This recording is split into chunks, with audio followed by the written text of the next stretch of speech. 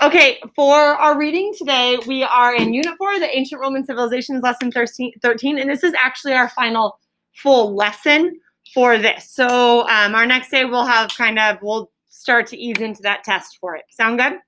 I can go put that in the back table.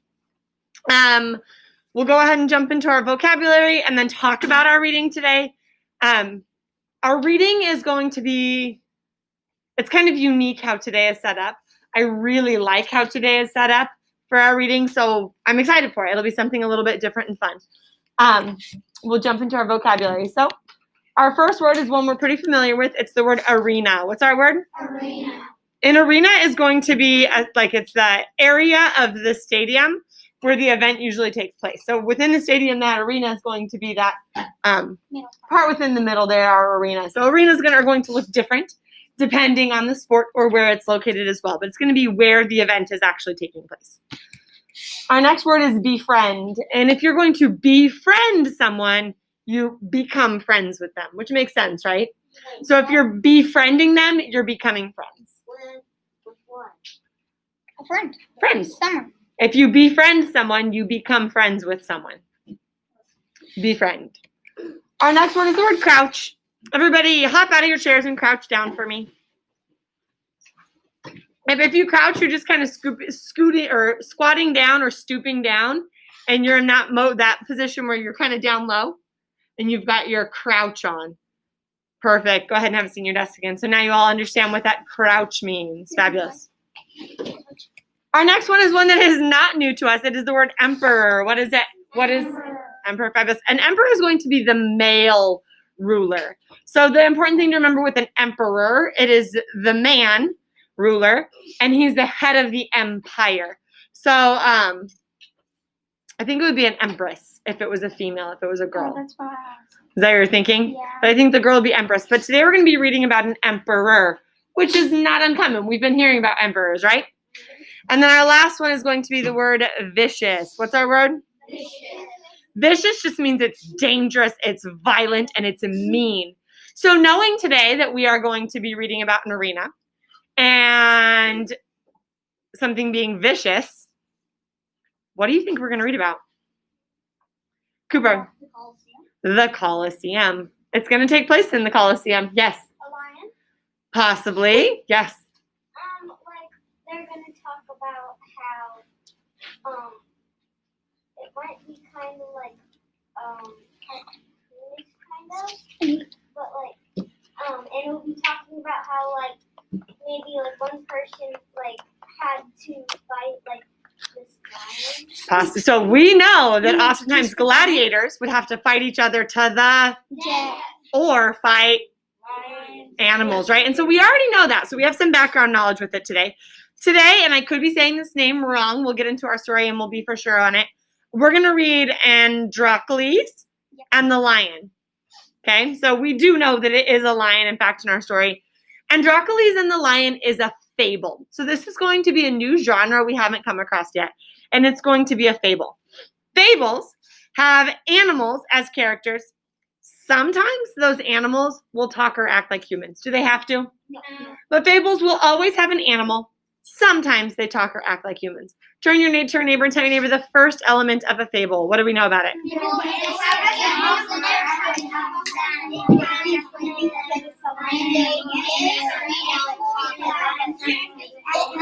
3, 2, 1. Has an animal, and the animal may talk, but does it have to? No. We also know that fables are going to be shorter stories anyway, and they tell a really simple story. So it's not super complex. It's pretty simple to follow. It's a short story with a short, simple story. Let's just put it that way. It's a short, simple story. Turn and tell your neighbor the next thing we know about fables. It's a short story.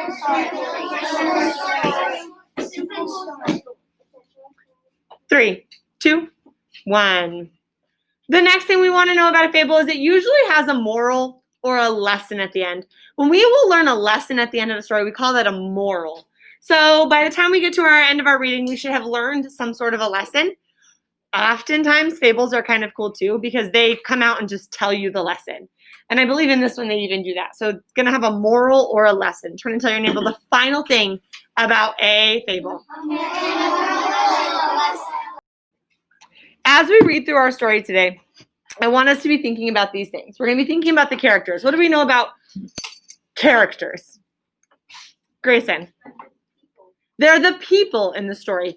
Or animals, right? We know that, especially in a fable, we're going to have animals, and they may or may not.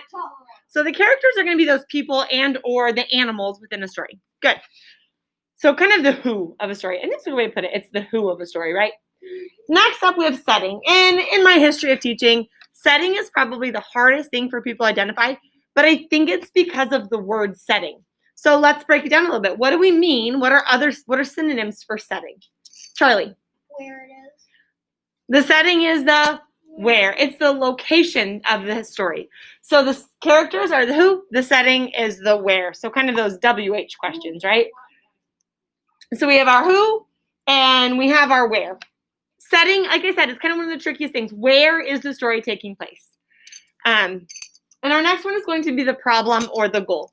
So this one's pretty simple. The problem is the bad thing that's happening, right?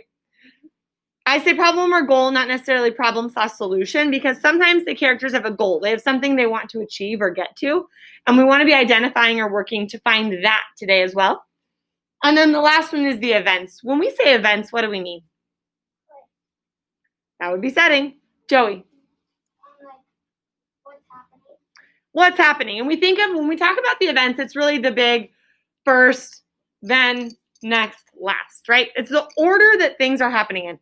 Oftentimes when we hear events, we'll say like sequence of events. So whenever we talk about what happened in the story, we always want to jump back to the beginning of the story and retell those main events from beginning to end. I don't want to know that the lion killed someone before you tell me how they got there in the first place, right?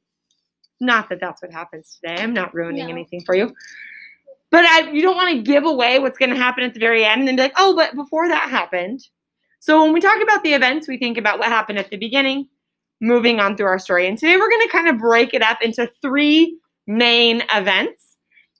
And what's kind of nice about this is through our 3 main events, we're actually going to have different settings as well to help it break it up for us. Sound good? So today's reading, we'll switch it over.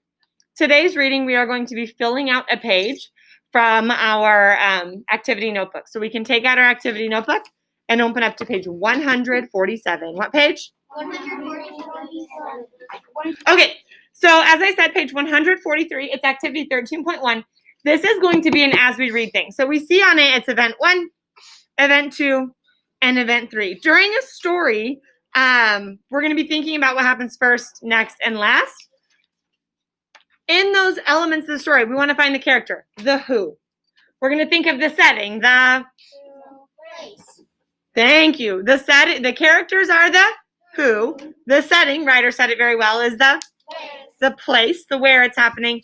And then kind of the problem the characters are facing or the goal they have at that point in time. At the end of this, we do have 4 questions as well that go with this. This is a focus piece while we're reading, but is it good to be thinking about the questions you're going to have to answer anyway? Yeah. So in it, we'll look at our questions, but we're not going to answer them till the end. How does Androcles change throughout the fable? Oftentimes, characters are going to change in a story. So however, you might get to know them and events happen to them and they can change. So we're going to be thinking about how this main character changes from the beginning of the story to the end. The back side of this, we have at the top, how does the lion change throughout the fable? So we already know that fables have animals, right? We already know that in Androcles and the lion, it's obviously going to be a lion. So we're going to think of how he changes throughout the fable. What would happen if event 1 was left out? So we need to find out what event 1 is, right? Finding out that first piece of our story. And then we're going to think, what would happen if that wasn't there and we jump straight to event 2? We don't know. We'll find out. And then what would happen if the fable was in reverse order, starting with events 3, 2, and 1? So in order to answer these questions, what do we need first? We need to know those events, right? 3rd graders, this is going to be in your reader today, but I will be reading this first piece to you. But can you have it out to follow along? Definitely. Let's go ahead and get out our readers and open up to the table of contents.